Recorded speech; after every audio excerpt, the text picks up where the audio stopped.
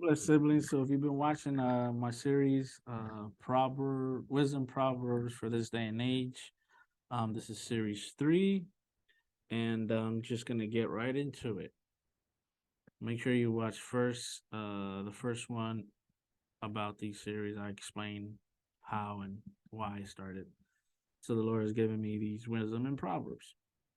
So the first verse of this chapter is called anger thoughts, comma thoughts.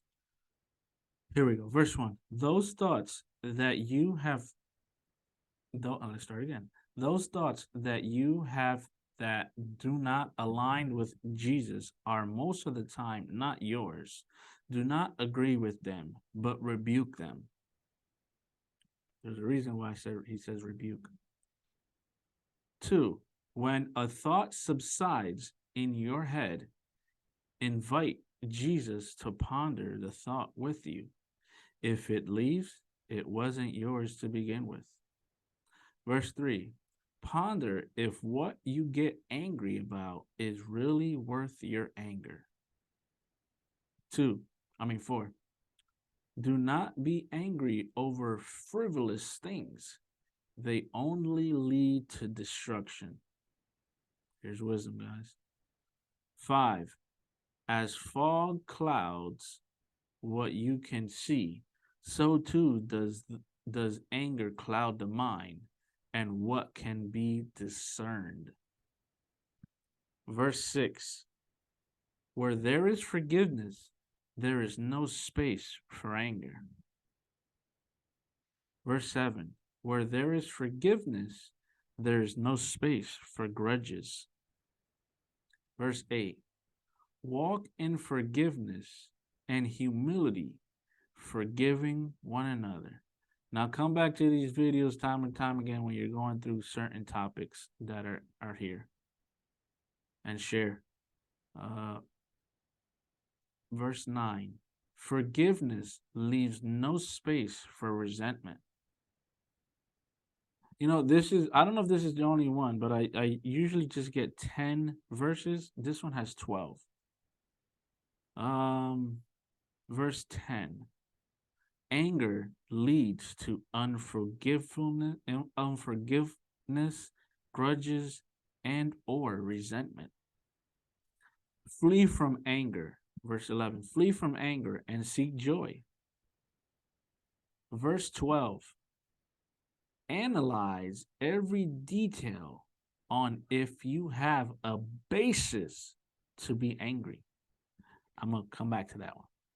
So those are the 12 verses for angers and thoughts, wisdom, proverbs for this day and age that the Lord has given me. So let's recap and kind of explain. Some of them are self-explanatory.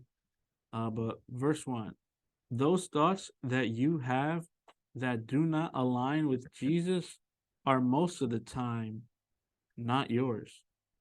Do not agree with them, but rebuke them. Now, the reason he says rebuke them is because they're actually spirits that are putting their thoughts that are contrary to the Lord. So he says rebuke them.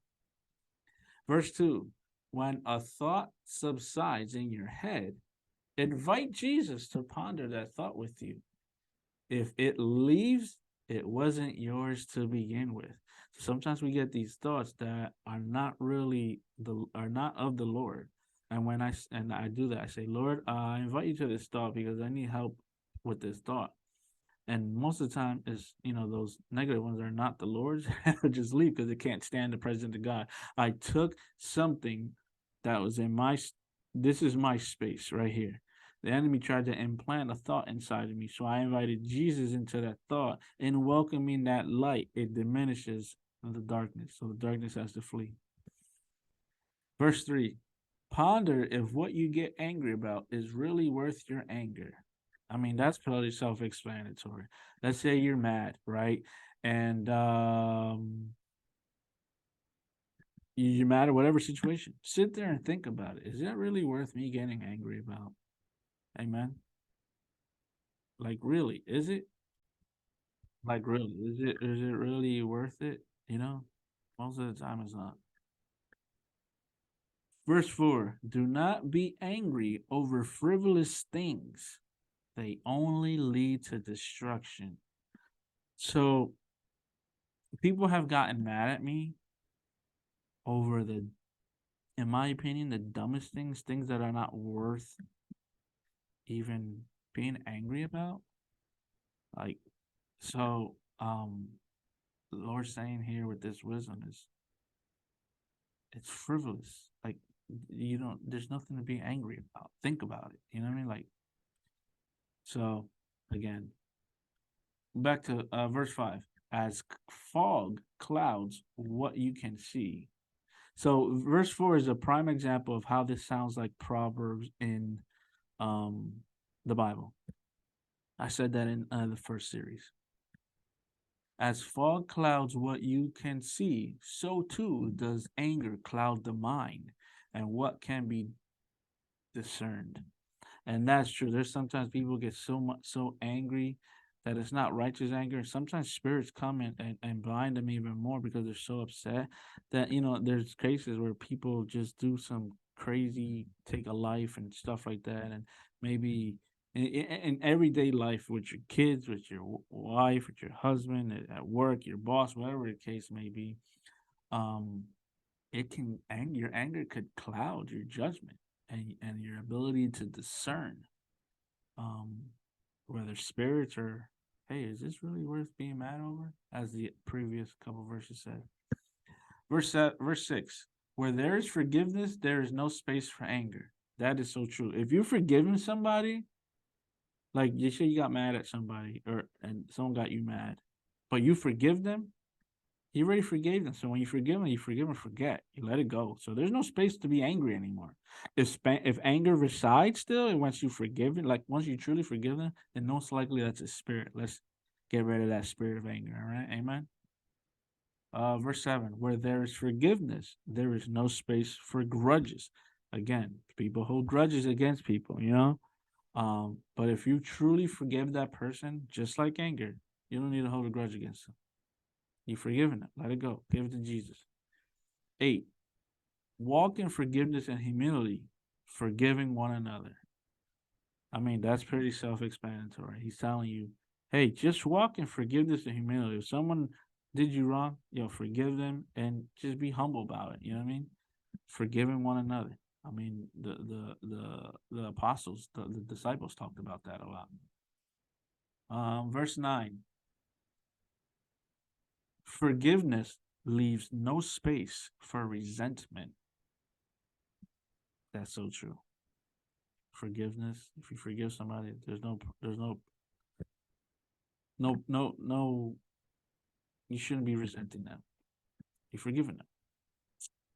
I mean, if you want to keep them at a distance, by all means, go ahead, but don't resent them. Don't resent. Period. Verse 11: flee from anger and seek joy. If anger comes your way, Lord, I need your joy. Just start worshiping, praying. Just seek whatever keeps you happy, and most likely let it be the joy of the Lord. So anger, joy will counter anger. Amen. And verse 12: analyze every detail on if you have a basis to be angry. That's pretty self-explanatory. Sometimes I've gotten mad and I'm like, wait a minute, is there any point to be angry? Like I remember, here's a little peek into my life.